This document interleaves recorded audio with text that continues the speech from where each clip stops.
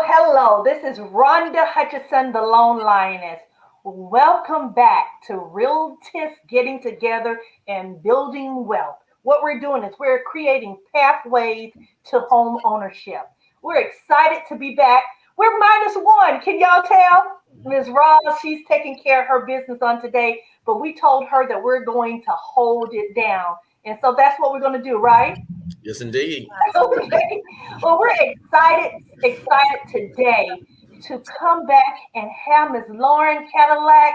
It was so good on the last 2 weeks. We had to come back twice and do it again. So, Lauren, thank you for agreeing to come back and being our special guest on today. Thank you for having me. I'm happy to be here. Absolutely. Well, once again, I am Rhonda Hutchison. I am the Lone Lioness, and I'm a residential mortgage lender. And I'm powered by Paramount Residential Mortgage Group. Everything lending, and what I like to say, I'm roar with power and passion, and I'm very, very passionate. And I'm sure everybody on our team can tell you this. I'm passionate about linking arms together with those like-minded individuals, just like myself, Chris, and Lauren, and being able to help and assist those in building generational wealth, and not just build generational wealth. We have Ms. Lauren Cadillac here to let us know how do we keep that generational wealth. So, guys, thank you for joining us again. Again, we are Realtors. We're linking arms. We're building wealth together, and we're helping those create home ownership, wealth through home ownership. Chris, go ahead and introduce yourself.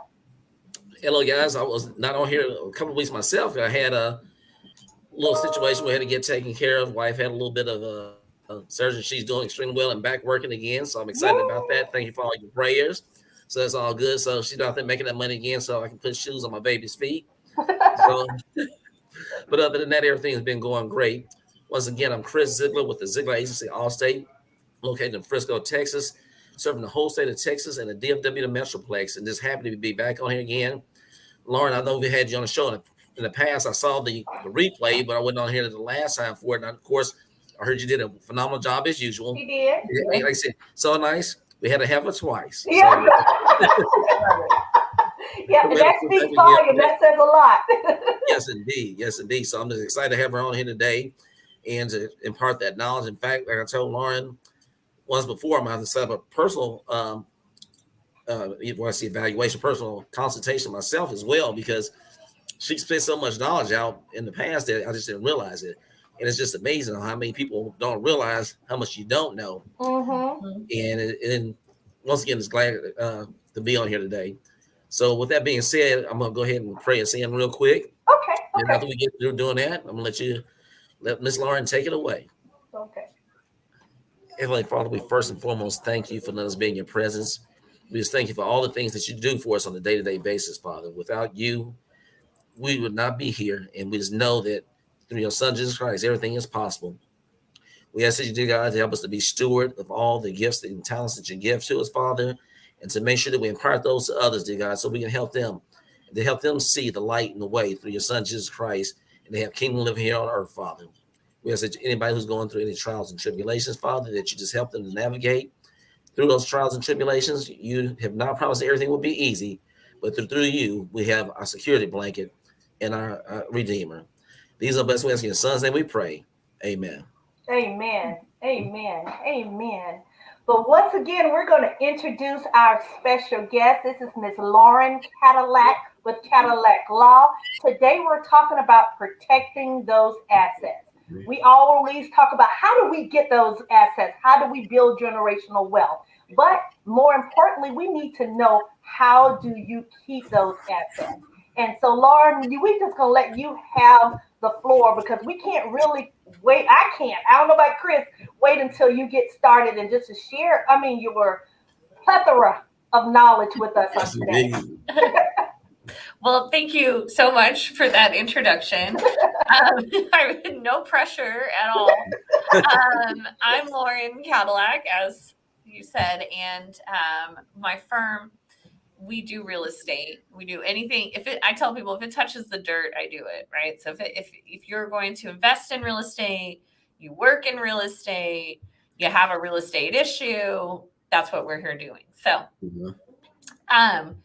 I believe, Rhonda, remind me, on our last discussion, we talked about trust. Is that correct? Yeah. We talked about trust, but we actually talked about trust on the more personal individual level Mhm. versus on how do we protect our assets personally in our personal lives with our families. Today Mhm. we're focused on how do we protect those business assets. Well, so I'll start with trust then because everyone's already familiar. So Mm-hmm, it's cute when we try to separate personal and business, and it's mm-hmm, cute when we say things like work-life balance. I find it to be quite adorable, actually, like a box full of kittens, mm-hmm, because it doesn't exist. mm-hmm, If you are a business owner and therefore you have assets, even if you have a W-2 job and you're an investor and you have rental income, whatever, you are therefore a business owner, and therefore there's no separation of church and state when it comes to business and personal. There can be legal separations to protect your assets, mm-hmm. but to say, no, we talked about personal last week and this week we're talking about business, I think is impossible. So I just want to put that out there. Protecting your business, at least I know for me, right? I'm Lauren Cadillac and we are Mm-hmm. Cadillac Law. So if Lauren Cadillac isn't working, how does Cadillac Law make money, right? Right, And right. so protecting my business means protecting me. Mm-hmm. And my staff doesn't let me go do, like, I'm not allowed to bungee jump, you know. I can't Don't have to worry about me on that one. want to do because they're like, hey, we want to make sure we're feeding our children, Uh-huh. and we need you to be alive and healthy so that can get done. And so I want to start with trust, because even if you have great business planning, if you don't have good personal planning, it won't matter. Mm-hmm. And I think I told this story last time, and I'm going to tell it again. I was at a Dallas probate court, and there was this very grown man. And by very grown, I mean, he had to have been in probably his late 50s, early 60s. I mean, he's a full adult, right? Like, this is a man. And he is literally crying at the judge's bench and just begging the judge to appoint an executor. And I think I use that story as an example of why you want to stay out of probate court, right? But here is how a trust helps with your business. His mom and dad owned a ton of rental properties, and the way they were funding their retirement was through rental income. I just want everyone to know that is a brilliant plan. You cannot go wrong. I like to yell into the mic. You might, it's Chris. I'm yelling into the mic. Write that down, folks. Okay. So the only issue with this plan is they didn't have anything set up. So these rentals were owned in husband's name. And they came from a time and day where women didn't really have credit and income. So they were in his name for a reason, right? Mm-hmm. So now he has passed, and there's no one or nothing in place to continue the collection until this executor is appointed. And that's why this grown man is crying, because now his 85-year-old mother, who did all this work with dad, right? Like, this is a husband wife. They had been married since they were allowed to be married, right? They have all their kids together. They are the Leave It to Beaver American Dream family. And mom is homeless because dad died. Everything was in his name, and there's no one to legally step in his shoes. So that's why I want to start with trust. I want all your assets to be owned by a trust. Because in that case, let's say that mom and dad had heard Lauren Cadillac talking and preaching. I must say this. Mom Sacrifice has helped educate a lot of folks. So Right. if you can hear me now, I know that was a rough time for you, but I have educated a lot of folks, and she's probably spared some people some pain. So thank you for that. But if they had, let's say mom and dad had a trust, and in the trust, crying adult son was the trustee, right? Dad passes away. The trust remains. The trust didn't die, just dad, right? Everything that dad and mom own is still in the trust. And whoever's called the trustee, whether that be mom, I mean, it could have been mom, or it could be son, or it could be a professional trustee. It could be, anyone that mom and dad chose when they built their trust, would just stepped into dad's shoes, collected the money in the trust name, and then cut mom's rent and expenses out of the trust. And she wouldn't be homeless, and her grown son would not be crying in public, Right. because a judge won't do what a judge needs to do. Laura, I'm going to chime in real quick. I have a question for you. So I thought, in Texas, I thought period, anywhere, but in Texas especially, I thought if you were legally married, I thought that stuff would automatically transfer over to the spouse. I guess based on what you said, I guess that's not true. Okay, so that tells me you didn't watch. Yeah, you did not watch the show from last week. Because what I said 2 weeks ago, and I'll say it again, nothing happens automatically. Nothing. What happens when people die? Absolutely nothing. Nothing happens. Nothing happens until someone legally does something. And on most, you can't legally do something pretty much without seeing a lawyer. Unfortunately, that's Texas. That's why trust is so great. You go see the lawyer while you're alive. You get it all in writing. Here's how I want everything. And let me tell you, if you are a control person, I'm not a control person. I don't care. Once my kids are grown, they're grown. That's their problem. When I give them stuff, it's theirs. They can do whatever they want with it. But some people are control people. Well, I'll give her the house, but she's got to live there. And okay, then that's not really giving, is it? So if you want to conditionally give and you're a control person, I don't judge. You be a control person. That's what trusts are for. I had a friend in my 20s. I think he was a hairdresser, and his grandma obviously knew, right? And so she said she had made a trust. She was very wealthy, and he had to be over 35 and legally married in order to receive the trust funds, right? Because, she knew who he was. And I remember when the Supreme Court made gay marriage legal, I immediately thought of her. And I thought, she's going to be rolling over in her grave. Because the words she used were legally married, right? And in her mind, she could never envision an America where he would be allowed to be legally married to a man. And so I was so happy for him. I don't talk to her to remember his name, but I'm like, he's finally going to get the money. Wow. Well, on that point, let's talk about common law. Okay, yes. Let's talk about common law and how that plays a part in the legality of property and assets. Let's talk about that since you're on that point. Well, let me just say, common law marriage does not usually play a part if someone's actually common law married. It's when they live with someone and then they're dead, and now that person that they live with is going to be homeless, and all of a sudden they were common law married, right? So every common law marriage I've ever seen occurred after the death of one of the partners. When they become common law, right? Yeah. Right? Yeah. So that's technically not common law married. That's just cohabitating. Let me just tell you, I am a 40-year-old woman who owns things. Obviously, I have a business. I own a home. I have 2 children. I'm sending one to college. One's a person. I'm doing all right. I'm also single, so I might meet a man. Okay, we might decide, I don't want to be poor anymore. Let me share the bills. Let's move in together. Let's split this rent, right? If I do that as a woman with something, I'm not talking to 21-year-olds here. I'm not talking to you.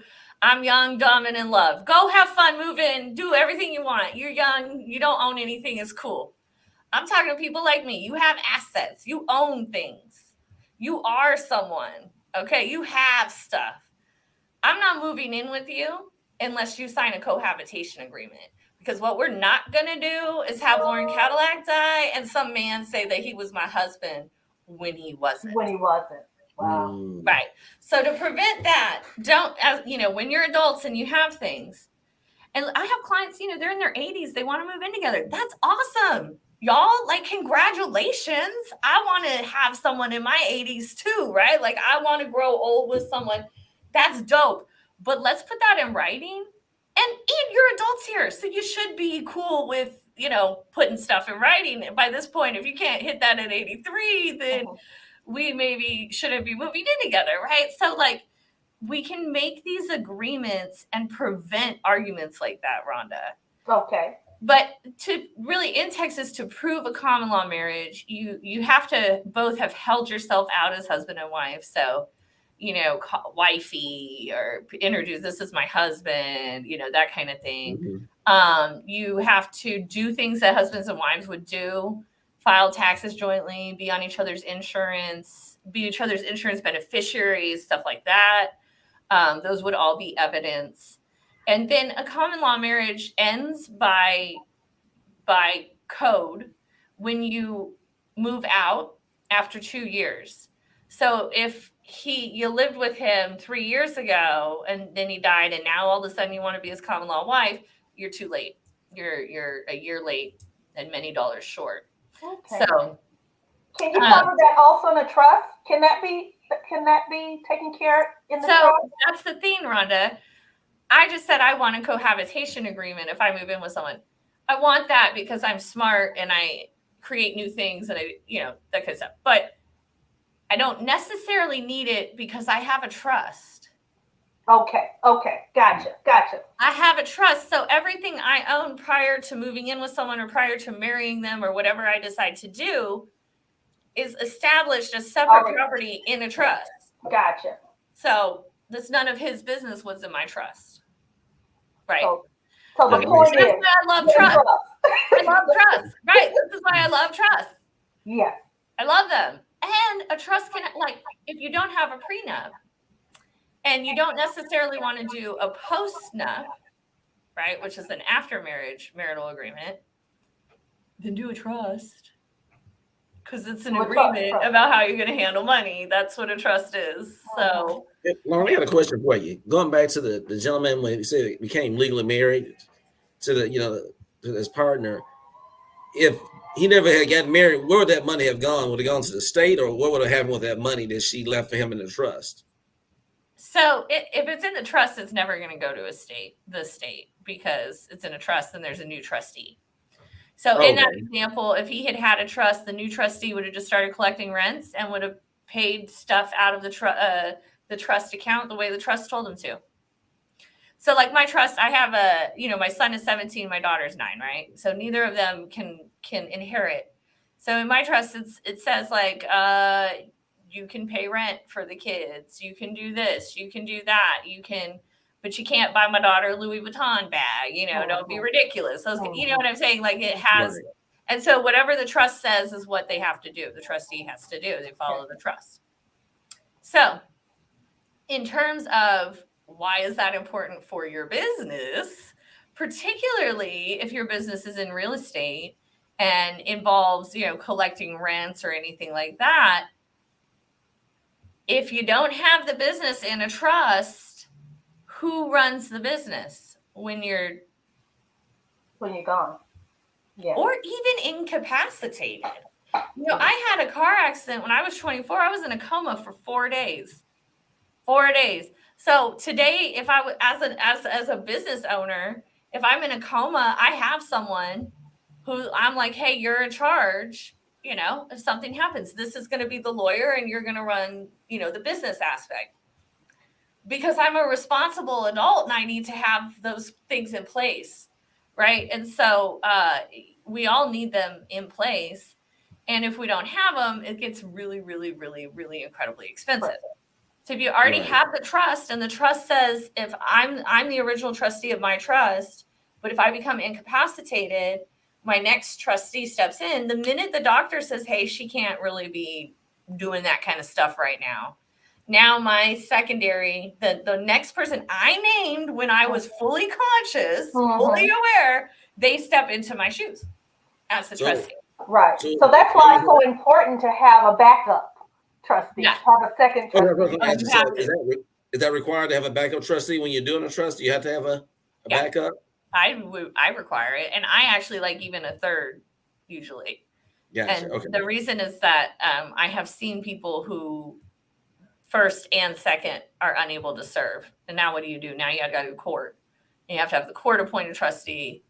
Or maybe the trust says something about hiring a trustee. Luckily, if it has that language and you're lucky, So, okay. So the trust allows your business to just seamlessly carry on, right? It allows you to continue to collect the rents. So to really truly protect those assets, to me, the protection is from things that happen to me, right? Like outside things. I'm concerned about those too, but I'm really concerned about, like I said, I've been in a 4-day coma, so I'm a little paranoid about those things. So I want to make sure that's taken care of first. Then I'm thinking, okay, how do I protect myself from when someone is maybe injured in one of the properties I own? Okay. And that's where we get into. So the trust is going to own everything. And actually, I'm going to, if you don't judge, I don't. We're going terrible to artist. As long as nobody judges at all, no judgment of my art skills. Hey, it's your brain that we want. It's your brain that we want. Okay, good. I hated art class because I'm so bad at like drawing and stuff. And I'm like such a perfectionist. So, okay, here we go. So this is going to be the trust. And this is going to be like all of your stuff, including your homestead. I put language in my trusts to allow your homestead to be owned by trust, but still get the homestead exemption. Okay. So now what we're going to do, and this is going to depend on your business. So you're going to want to talk to a lawyer before you start it. But we're going to say that this person is a real estate investor. Okay. Mm-hmm. And I'm going to give you 2 scenarios. All right. First is going to be an LLC. Okay. So this is investor, and that's his personal home. And now the trust is going to own the LLC. And that's like we already talked about, so that the rents can be collected and everything's smooth if he gets hurt. Okay. Now, this LLC, this guy, he owns 3 investment properties, okay? He's just started. He's real new to the investment game. Oh, okay. Okay, A, B, and C. All right. I go to B, and I break my leg. Ooh, oops, ouch. Now, I sue him. I'm suing LLC, right? A good lawyer might maybe also sue trust. Okay. But it is going to be very hard to pierce the corporate veil, especially between an LLC and a trust. Okay. So they're suing the LLC.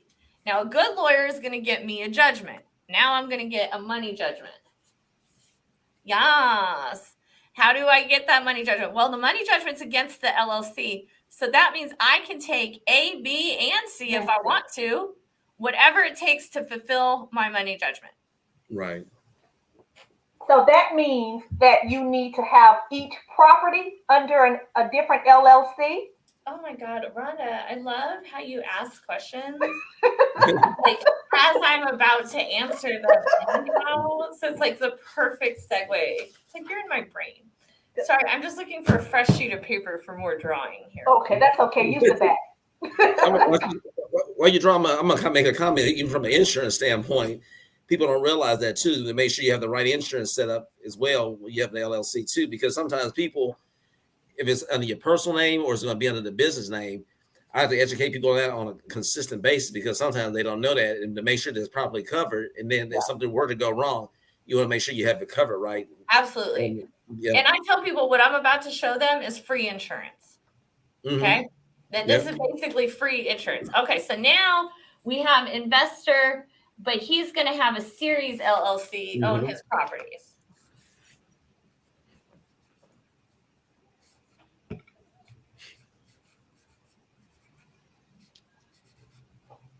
All right. So so he's a series LLC. Now, what this means is each of these properties is going to be in its own series, okay?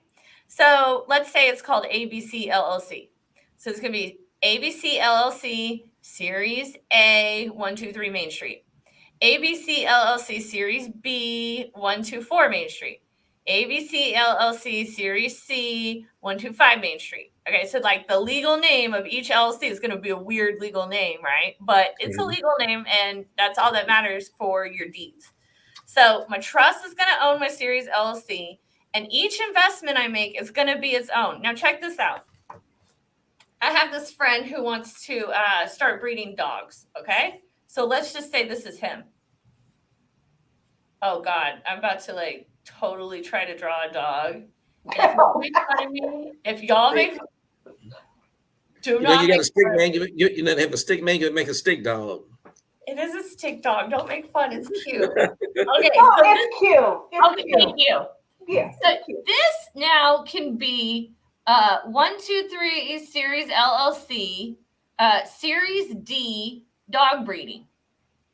And then since we actually want to market this business, right, we go get a DBA and call it, Dad's Dogs or whatever it is. Okay. So each investment is its own series. Now, when I go to set up the series, I pay one fee to the Secretary of State. So I don't have to pay Rhonda each time. I don't have to do a separate LLC. But each one will get its own tax ID, and the accounting needs to be done separately for each series. Gotcha. Then that accounting rolls up into the main tax ID, which then rolls up into the trust tax ID, which then rolls up into Mr. Investor. Sorry, it's the opposite. Okay. So now I break my leg in B. All I can do is sue B. I can't sue C. I can't sue A. I can't sue D. If I sue the main series, I'm going to have to change it to B, because this is the owner that's responsible. This is the only business that's responsible. And now when I get my little money judgment, because I got a good lawyer, her name's Lauren Cadillac, I get my money judgment. I know her. Yeah. The only thing I can go after is B. Gotcha. Okay, so in a regular LLC, I'm coming after all three of your properties and your dog breeding business. In a series LLC, I'm only going to be able to go after B. Wow. Now, let me ask you a question, Lauren. Is the tax structure a little different from a series as opposed to just a regular LLC, or is it the same? Yes. So in a regular LLC, you're just going to go, if you do it the way I like it, you're going to have your trust EIN. You're going to go to the IRS website. You're going to get an EIN for the LLC that rolls up into the trust. Okay. Right. One EIN. That's it. Same EIN for every transaction in that LLC. In the series, every time I create a new series, so every time I start a new business or I purchase a new investment, I have to go get an EIN for each separate one. So in this example, we have 4, 5, 6 EINs on the paper, right? The trust has an EIN. The main series has an EIN, the big dog. And you can build credit in the big dog eventually, right? Then the little ones here all will have their own EIN. And you have to do their accounting separately. But then it's like, if you're a business owner, you're already getting like a K1, right? When you have profits and these kind of things, you're getting that statement. So that statement rolls into the main EIN, and then that rolls into the trust, and that rolls eventually up to you, the taxpayer. Gotcha. What's the benefit? And I know that in your drawing, we had the DBA doing business as, and I'm asking this question because I've looked at your video. Okay. What's the benefit, or let's say non-benefit, of doing a DBA versus an LLC? So our LLC, if you recall, I started talking about the corporate veil. Mm-hmm. And by the way, the series LLC enjoys the same protection as a corporate veil. And a corporate veil is what shields you, individual, and your individual decisions from the liability of the business. Okay. It's the way that we can own the business without getting sued for everything every time, personally. We're not going to lose our house because someone gets hurt at our office, right? Mm-hmm. This corporate veil does not exist with the DBA. It's just you. So you will get sued personally. You will be personally liable. Zig can tell you your insurance will be different, right? Like you will have a totally different set of liabilities and insurances and coverages because it's just you as an individual. There's no legal protection at all. Now, that's why it's okay to do a DBA in a series because, like I said, the legal name of each series is weird. It's long. It's the full name of the LLC plus blah, blah, and an identifier and then the series number. It's long and that's tedious. And you're not going to be able to do a commercial or some kind of marketing, like 1, 2, 3, series LLC, series 2. People are going to, what? Right? So when you have this, you take the legal name and you go get a DBA for this legal entity. Like I said, dad's dogs or whatever, right? And then you have that DBA is okay because it's for a separate legal entity that is already protected. So it's fine to do an LLC like Lawrence Holdings LLC. And then if I want to do some other type of work, like sell yarn, go do a DBA under the LLC. But it's never okay to just do a DBA because that's just you. That's just you. So in other words, just to summarize it, if you're going to do a DBA, make sure it's under a series LLC.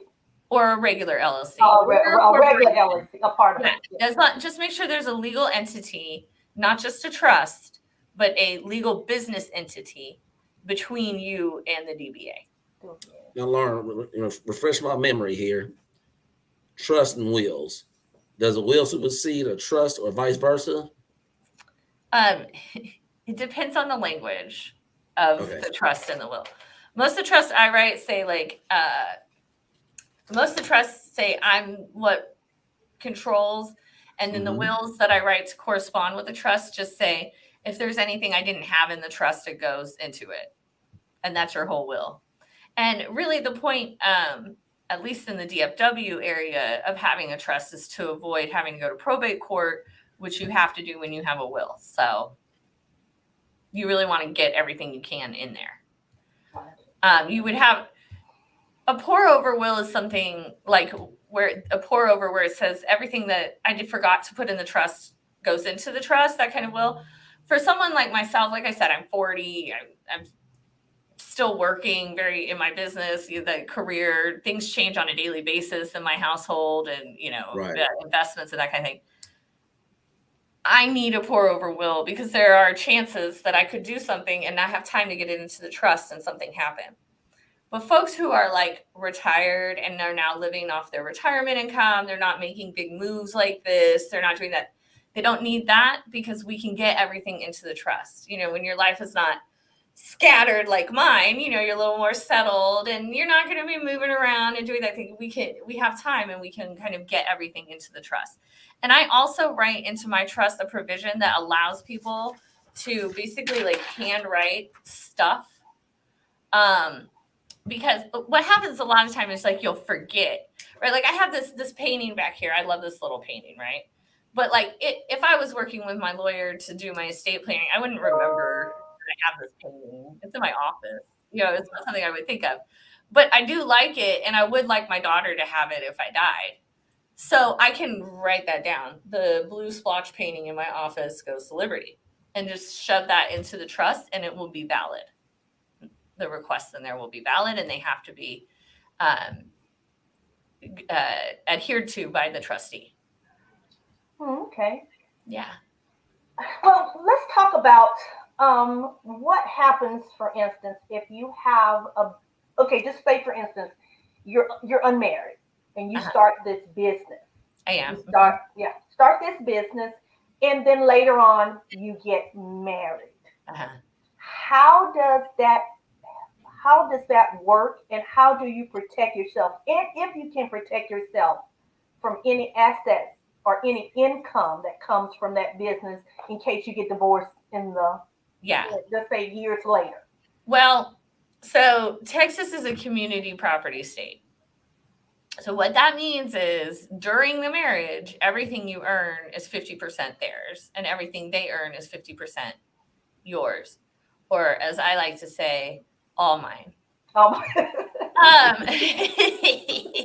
What's mine is mine. What's his is mine. It's all exactly. Sound good to me. so, and y'all are like, how is she single? There you go. There it is.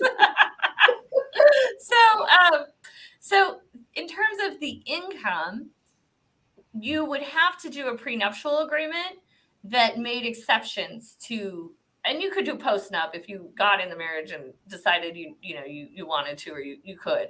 But that would outline whether or not the property laws are going to be followed. If it is silent to it, you're not protecting your income.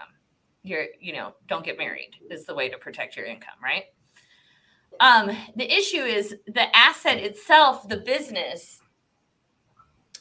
It is separate property in that you owned it prior to this marriage, right? So like if it's a house, it's separate property. The house I own right now would be separate property if I got married today because it's a prior ownership. So the business, so long as you do not commingle and treat the business like your personal checking account, which I do have clients who have done that, and it's not a good idea.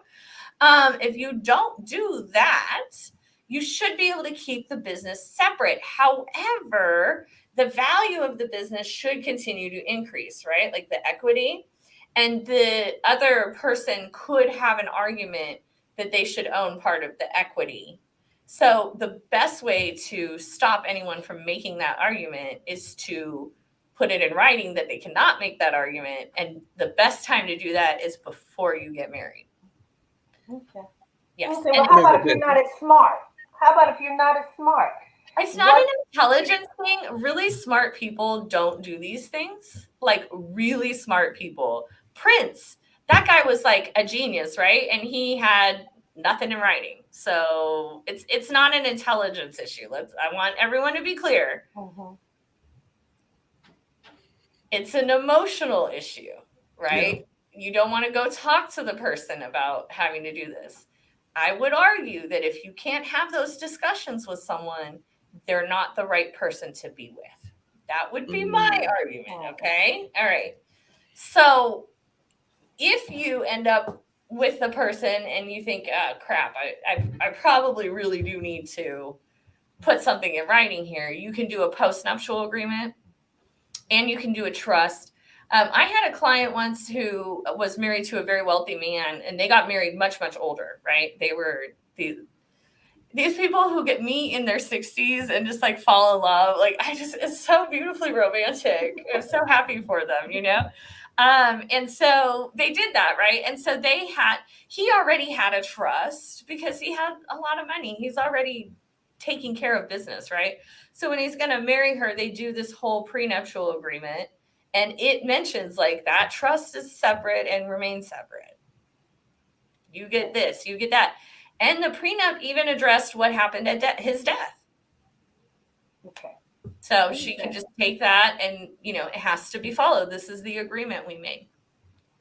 So the best thing to do is... A question about post-nup is, does the post-nup have as much strength as the prenup? Yeah, absolutely. Okay. I mean, they're contractual agreements, right? Okay. So here's the deal. A marriage is a contractual agreement. All right. We can romanticize it all we want to. We can talk about, I love him. And okay. It's a contract, period, end of story. So you have two choices. You can either decide the terms of that agreement on your own as two adults, like here's how we want our agreement to look, or you can let the government dictate the terms of your agreement. It's up to you. It's up to you. Yeah. The government will say it's community property. The government, when you die, will give, your community share to that person and then split the rest amongst your heirs. The government has, people die without plans. So the government has plans for you. Already. Yeah. You're grown, and we're talking to people who are investing in real estate. We're talking to people with businesses here. You don't want the government to be making these decisions for you. Right. That's it. Just put it in writing. It's not hard. Oh, okay. So yeah, and I guess Texas being a community property state, you really have to have your, like they say, your I's dotted and your T's crossed, because You The know, ducks in it's a like, row. huh? The ducks in a row. Yeah, have your ducks Well, in I a row. kind of feel that more actually about the other states. Really? Yeah, because in Why? Texas and community property states, it's very clearly defined. What I own prior to the marriage is mine. What I make during the marriage is ours. And what I get as gift or bequest, even if we're married, is also mine and not yours, right? And it's real easy to know if someone commingled or not. Did I take funds from a separate asset and combine them with a combined asset? Yes, commingling, boom, easy, right? Rules are very clear and defined. In other states, it's like this weird contribution thing. And so like, it's kind of like in Texas, I know when I go get divorced, I'm giving half whatever this house is worth, he's getting half of it. Whatever my 401k has, he's getting half of it, right? I know what's going to happen. Those states, there's room for argument. Oh, well, I contributed by raising the children and blah, blah, blah, blah, blah. And I don't like that. I like clear cut rules. So that way I can, go in between them and ignore them. Right. I have a question Like for I you, thought Lauren. So, I had some. I'm sorry. Go ahead. Go ahead, Chris. Go ahead. just a quick question for you. So, say for instance, somebody's married, of course, and then say like the parent passes and leaves money to the to your spouse. That's separate until they commingle it. So they commingle it. Okay. Yeah, and that's actually why these wealthy people kind of irritate me sometimes. Well, my daughter's going to sign a prenup because I've done so well. Okay, first of all, your daughter is 24. She doesn't have shit. She doesn't need a prenup. Okay. And in fact, if her dude turns out to be quite successful, you might be impeding her. Okay. Secondly, she inherits, not him. And if she wants to spend her money on her husband, that's her choice. And if you don't like it, do a trust. Do a trust. So what are you giving an example? Stay out of your kids' marriage. Stay out of your children's marriages. It's disgusting. Pardon my language. It is disgusting to be grown and want to be so involved in your child's marriage. Stay out of it. It's not your relationship. Well, give us an example of commingling, because you said yes, as long as they don't commingle it. What do you mean? I own a house, right? And I rent it out. I rent part of it currently. And when I move in with the man, I'll rent the rest of it, right? And I'll make an income off of that. If the man and I have a joint account, or let's say we buy a house together. Let's say we get married, so community property rules apply, but I won't be getting married. And we buy a house together, right? If I take money that comes from my rental and I pay for our mortgage together on I have now commingled. Gotcha. That makes a lot. That makes a lot of sense. But it's damn near impossible to commingle if you have that property in a trust. So my property's in a trust. So who gets paid when the rent? The trust gets paid, not Lauren. The trust, right? Like ultimately it comes to me because I'm the beneficiary of the trust. But legally it goes through the trust to get to me. So if it goes into a trust and a trust account, and I don't, and I can even take beneficiary withdrawals from my trust account and go use them on my community property. I'm not going to be commingling though because they're separate. They're separate. Right? So okay, that makes a lot of sense. Well, what other advice? I mean, I know that you just have so much knowledge to share. What just tell us something else that you would recommend for just especially our real estate, because NAREB, of course, we're realtors. Right. Just being able to protect those assets. Just give us something else. Covered. In my mind, that's it. You get a trust and a series LLC, and you are covered. You got to do it right, though. And I will say, actually, the most important way to protect your assets is to not use your assets as personal checking accounts.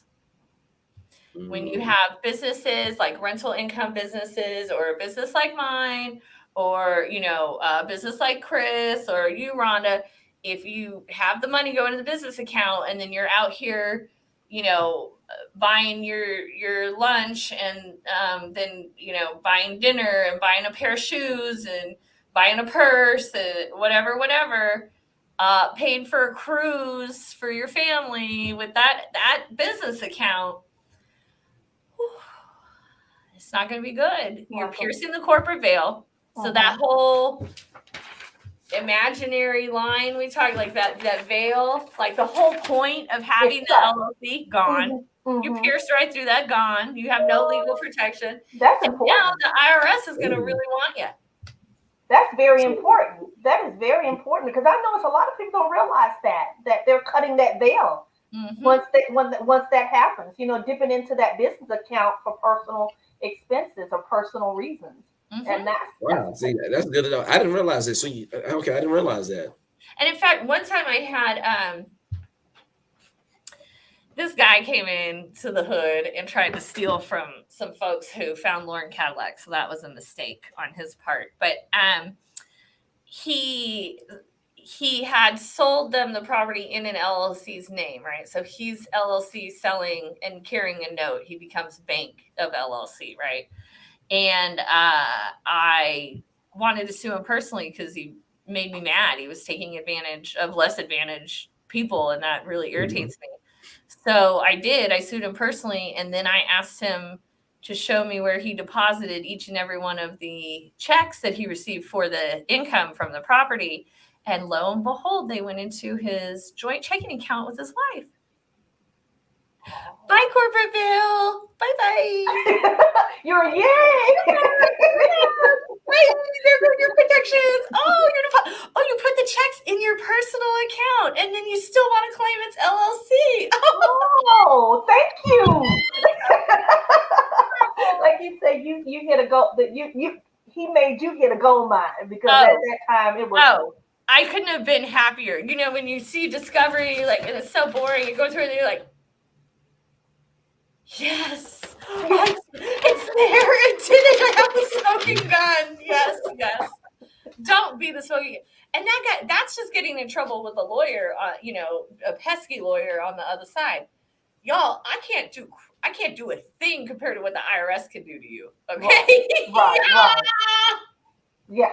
So you may have saved him in more than one in another way. He should be very thankful. He should send you a check. Services. Yes. Yeah, he should send you a check.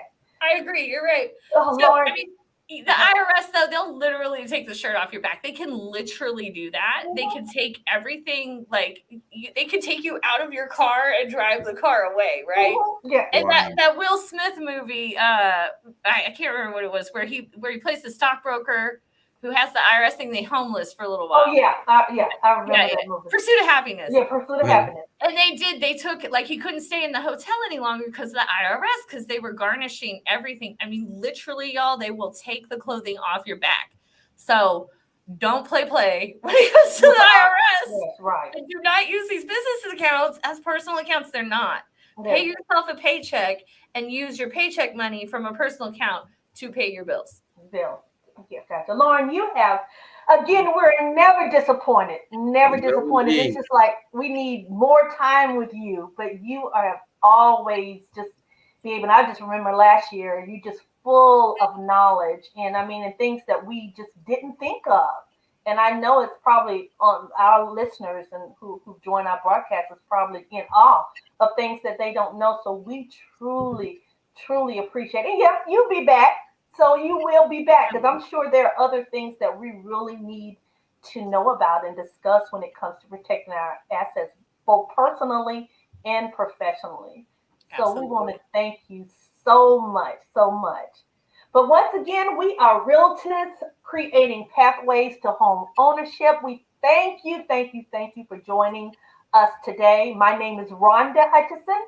And I'm the Lone Lioness. I'm a residential mortgage lender, and I'm powered by Paramount Residential Mortgage Group, where I am linking arms with those like-minded individuals as myself. Chris, as a assurance agent. We got the same as Roz. Roz, we missed you. Roz B. Ask Roz B. And when she said that, ask her because she has a lot of knowledge. But a realtist like Roz, we're all realtors, just linking arms together. And Lauren is a realtist. Yes, anybody that touches real estate, we are looking for those members that are wanting and their desire is to make a difference when it comes to affordable housing, being an advocate for those who are, let's say, less fortunate, or those that need help, being that advocate, being out there with them, making things happen when it comes to generational wealth and just protecting them through all the assets of real estate. So thank you for joining us today. And Chris, go ahead and introduce, close us out. Tell everyone about you and close us out. And then also we'll have some announcements. And then we're going to have Miss Lauren last, and she's going to give her contact information, how you can contact her, because I know you probably have a whole list like me of things that you may want to ask her and need her for, especially in Texas. So, Mr. Chris, take it away. All right. Well, if you guys might recognize or not recognize, I'm not in my usual spot like normal. I'm actually at one of the NAREB members' gala open house today. Capri Trevelyan's having an open house today down here in Dallas, and she's a diverse title and is having a phenomenal event today. So, we try to support all our members when they're doing different individual things as well, so make sure that we kind of shed a light and bring a light to what they do from that standpoint. So definitely want to give a kudos and shout out to her for branching out and taking the leap of faith and going down and doing her own thing from that standpoint. But then, of course, we got Realtist Week coming up here in April. It's going to be April 3rd through April 8th. And we got different events that are going to be coming up. So we're very excited about that. And we're going to start on April the 3rd. We're going to have a church service at Rhema Life Church at 3801 Avenue K in Plano. And that's Mr. Carter's church. So we're going to be doing that on Sunday, April the 3rd. And then immediately after that, we're going to have lunch at the Cheesecake Factory at 8020 South Central Expressway, right there in The Allen, Texas. On 4/4, we're going to have the State of Housing event, which is Sheba. That's where they're going to talk about all the different things about what's happening in the home buying process and anything relating to homes. And it's coming like from the congressional reports and stuff like that. And it's a very, very insightful information that's going to be given. You definitely don't want to miss that, because it sheds light on a whole lot of things that people don't even realize that's going on behind the scenes. So you definitely want to make sure that you're there for that. And then on 4/7 from 10 a.m. to, let me back up. On the 4th, that's going to be from 10 a.m. to 2 p.m. on the 4th, the State of Housing event. On April 7th, from 10 a.m. to 1 p.m., we're going to have the Fair Housing Workshop, and the location is going to be determined. And then on April 8th, from 6 to 9, we're going to have Bowling with North Texas Realtist main event at 20. Hold on. Chris. Yeah, 2070 North South Stemmons Freeway in Louisville. So we're going to be doing that as well. So we're really excited about all the things that are going to happen during Realtors Week, and encourage everybody to come out and spend time with us. It's a great time to come out and network and to let people know what you do. And we even can encourage people who are not even realtors, just your general lay people, to come out and join the organization, because we do a lot of other things as well, from community service type things. I have another event that's going to be coming up in May, and we're really, really big on making sure we support our community in different ways as well, because there's very underserved communities out there that need things like clothing or personal hygiene products, food, and cleaning products. So we're going to definitely be doing that in May. So stay tuned for that. So that's going to be coming one of these weekends in May. We're going to definitely be doing that also. So stay tuned for that. And I want to introduce myself once again. Let me introduce myself. Reintroduce yourself. My name is Chris Ziegler with the Ziegler Agency Allstate, located in Frisco, Texas. As I say all the time, I serve the DFW Metroplex and the whole state of Texas. If it's in the borders of Texas, I can take care of it. So, my main focus, of course, when you're dealing with real estate, is the home and the auto, things of that nature. But I do financial products as well. So definitely reach out to me for those things as well. And also, I do other stuff that I do a plethora of things. So reach out to me. And I actually give out, a lot of people say you should give out your personal cell phone number, but I always do, because I want people to have access to me. And my personal cell phone number is 214-870-4269. So if anybody has any questions about anything, whether it's regarding, the community outreach things that we're doing, if it's something regarding to NAREB, or most definitely if it's something dealing with insurance. And if I don't know something, I make sure I get the right answer for you. And we lock arms with the people that, that come on the show. We work with Ms. Lauren Cadillac. I'm going to be reached out to her myself personally, because she's opened a whole, once again, that P word, plethora of things. Plethora of things that I need to be, thinking about as well, because no matter how smart you think you are, there's always somebody smarter. And I gotta tell people that's what's so great about this show. We don't profess to know everything at all. In fact, it's funny. Rhonda and I and Roz, we've known each other for years, and it's amazing. We'll have conversations. We talk with each other pretty much on a daily basis. We do business with each other. We know each other from a personal standpoint, and then we'll start talking about business things, and didn't even realize as much as we talk, we still teach each other new things about what we do. And Right. that's what the great thing about it. You learn something new every day, and you're never too old. They say you can teach your old dog new tricks, but this old dog can be taught a lot of tricks. So, and then Lauren, you said about the old guy about being 50 something. I'm almost 56. So, I mean, 56 is the new 26, baby. So, hey. Ms. Lauren, please, just give them your reintroduce yourself. Give them your information of how they can contact you, because like you said, like Chris said, I think your farm gonna be blowing up. I hope you got an extra hand over there to help you. I do. So I am Lauren Cadillac, and I am the owner operator of Cadillac Law. We do all things real estate. If it touches real estate, we can do it. If it touches the law and real estate, we do it. One big part of our practice is actually property tax protests. So I did want to share with everyone that I have a live seminar on the March 31st is the last day of the month this year. So March 31st, I'm going to be doing a property tax protest seminar live and online. Y'all can RSVP by calling our office at 972-845-1200. If you thought this was informative, you'll actually learn how to protest your own property taxes at the seminar. So our website is www.cadillaclaw.net, and Cadillac is spelled with one L, Cadillac. Rhonda had mentioned that she's been watching my videos. That's on our YouTube. Our YouTube channel is Cadillac Law. I actually went to a networking event yesterday, and they started talking about quitclaim deeds. And I said, open your phone and get out your YouTube. And I put Cadillac Law, quitclaim deed, and I searched it. I have a video about quitclaim deeds and why we don't use them. Don't ever, ever, ever use them. Never use them. Never use them. Never use them. And I got me some new subscribers. There is great information on this channel. I love sharing knowledge with people. So check that out, please. Yeah, she's awesome. That's how I learned what I know. Exactly. I'm not that smart. It is a wealth of information. I mean, I just kind of get on there like, oh, here's what I know. But people say it's really easily understood, and I do believe it is helping. So get out there and look at Cadillac Law on YouTube and our website, cadillaclaw.net. And of course, you can call us at 972-845-1200.